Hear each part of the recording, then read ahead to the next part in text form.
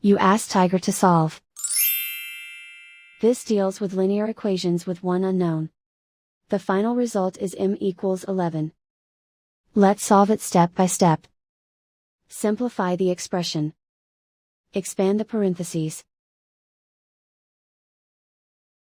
Simplify the arithmetic. Group like terms. Simplify the arithmetic. Group all m terms on the left side of the equation. Subtract 7m from both sides. Group like terms. Simplify the arithmetic. Group like terms. Simplify the arithmetic. Group all constants on the right side of the equation. Subtract 9 from both sides. Simplify the arithmetic.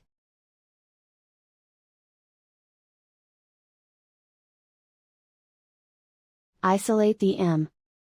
Divide both sides by -5.